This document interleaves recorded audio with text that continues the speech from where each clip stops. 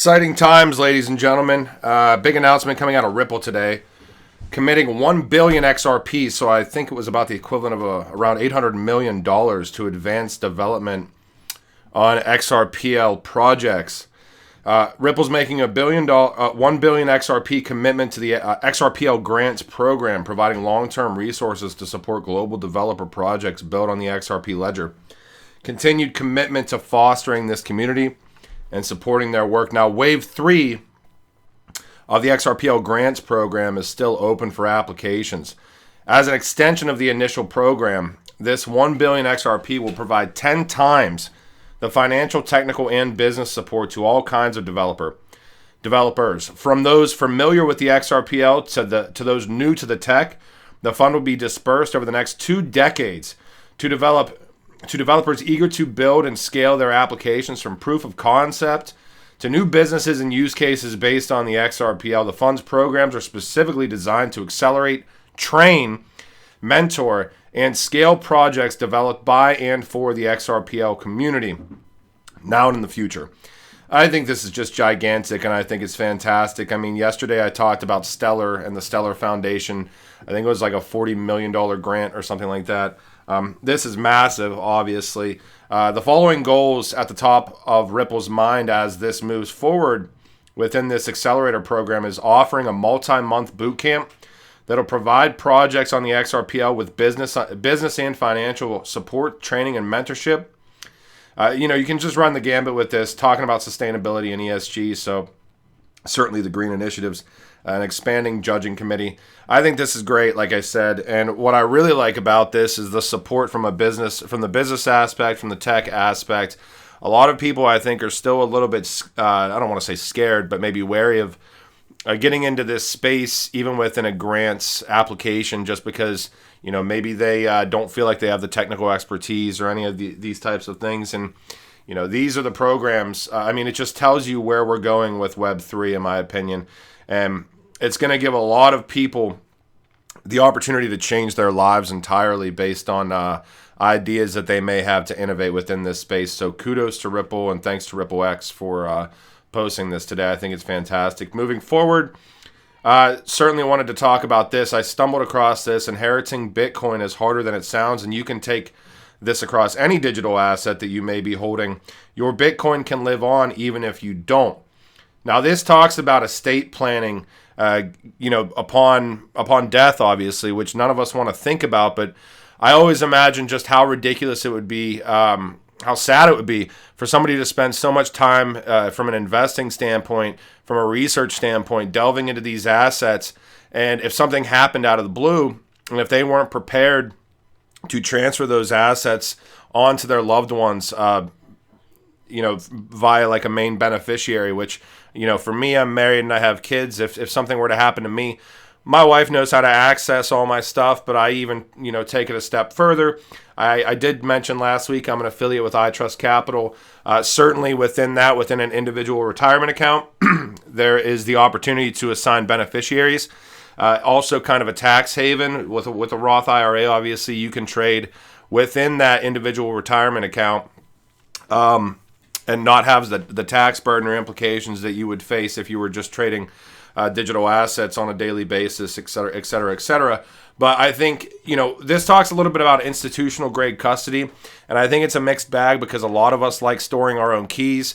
A lot of us understand how to do that, but as this space gets more and more adopted, this is why I don't mind supporting iTrust Capital whatsoever, because it's very easy for me to support retirement accounts dealing in digital assets, because I believe that it is going to be the standard moving forward, especially when you start tying, and this doesn't exist yet, when you start tying in staking mechanisms and all sorts of other things that we're seeing in DeFi right now with these institutional grade platforms. I think it's going to be fantastic. iTrust touches on the risk of death within this, so many investors have fears that if they pass away, their family or friends will not be able to recover their assets. This is almost always the case with self-storage of private keys. Since private keys are meant to be private, most investors don't leave detailed plans for their heirs about where to find their private keys and how to recover them. This creates recovery issues upon death. I certainly would recommend you guys, regardless of if you want to look into retirement accounts dealing in digital assets, and I just rolled my previous employer retirement account into iTrust. That's not financial advice for you. It's just what I'm doing because I believe in the future of this space, and there's many assets that you can deal with from the blockchain perspective within iTrust's platform. I certainly would recommend that you guys, regardless if you want to look into a platform like this or not, that you have a plan for your family, for your loved ones, that they know how exactly to access, given if there was some sort of a catastrophic event for you personally, know how to access the digital assets that you may be holding. But yeah, check out iTrust if you're interested. Again, this kind of takes the burden off. Now, I will say if you're doing like a Roth IRA, I think the max contribution on an annual basis with a Roth is about $6,000 per person. But for me, knowing where this space is going, that's an easy move on a yearly basis for me. I certainly want to set some sort of a nest egg up for my family in the future. And, $6K is not even a gigantic investment, in this market if you're looking at it. So, yeah, take a look at iTrust if you want to. I just thought this article was really interesting. I would recommend reading through this regardless. If you don't know, this provides a little bit of insight. And I'll post this for you guys. Moving forward, though, the XRPL Hackathon, new year, new NFTs, builds scalable, sustainable, functional NFTs within the XRPL. Now, voting is open right now on multiple different projects, but I wanted to give a little bit of support to Adam. He's certainly a part of Pixel 8 Robo Club. He actually created an ERC 721, so Ethereum-based, to XLS, which is XRPL-based, decentralized NFT bridge. Now, I do believe that right now this is a one-way bridge, one-way decentralized NFT bridge from the ERC 721 to XLS 20. But, this is just the first iteration of where this goes, and we certainly need interoperability. We want XRPL utility to bridge multiple different networks, and we want XRP to bridge multiple different networks so that the utility can be utilized. And I just wanted to say kudos to Adam. I will post the link for where you can vote. I would love it if you would go and give Adam a vote, or even look through all of the different proposals right now and figure out what you would want to vote on most. It takes literally like 5 seconds. You don't have to vet or dox yourself or anything like that. Well, you should vet because you should be looking at it, but you don't have to dox yourself. You just go in and you vote. So I definitely did it today. It took about 5 seconds. This is gigantic, though, moving forward. So this was announced, I believe, last night. Given all of the things going on with Russia and Ukraine right now, Ukraine had a bill put in process last month, and the Ukrainian president just signed it into action yesterday. The law is to legalize cryptocurrency as digital donations roll in. The parliament has adopted a law on virtual assets, signed it into law, and essentially it's going to provide that legal framework for the country, Ukraine, to operate a regulated cryptocurrency market. Very interesting that we see Ukraine do that first. I know that they've been getting a ton of different donations.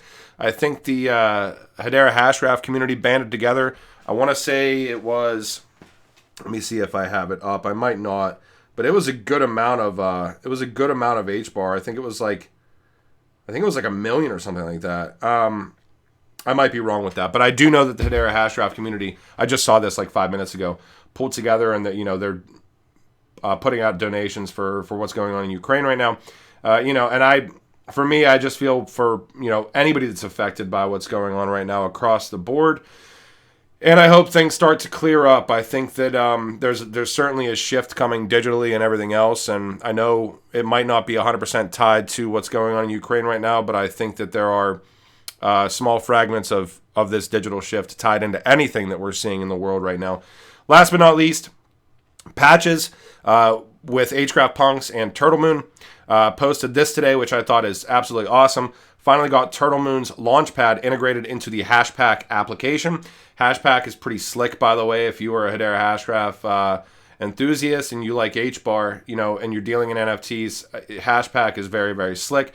I really believe in what Turtle Moon's doing, and they're going to certainly be open sourcing a lot of their tools to the wider community to enable easier integration and utilization of the network.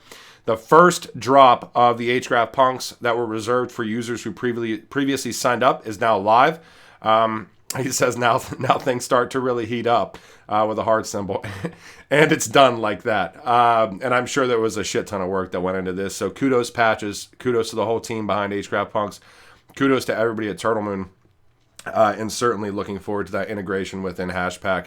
I actually have a discussion with Hashpack on Monday, which I'm going to be certainly interested for and looking forward to with May. So that'll be awesome. But yeah, again, Ripple commits $1 billion XRP to advance XRPO projects. I mean, if you've got family members or friends that are doing coding, that are interested in blockchain, that are interested in where this space goes, I mean, there are so many opportunities in this space, everybody. I'm not a coder. I'm not a developer. I mean, I certainly am running a project right now that hasn't launched yet. But, you know, all of these things to me present opportunities.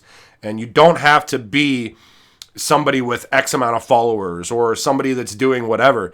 You just have to have a great idea and won't take no for an answer and know that it needs built. And there's so many tools and mechanisms for you to be able to do it. And this should allude to that. Ripple certainly through RippleX has one. The HBAR Foundation. I mean, there's so many different mechanisms that you can go through to try to build within this ecosystem or these ecosystems.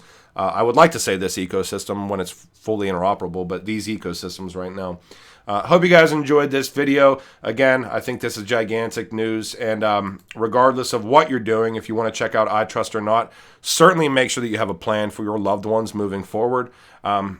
And yeah, I will talk to you guys when I talk to you guys. Have a good rest of your day. Later.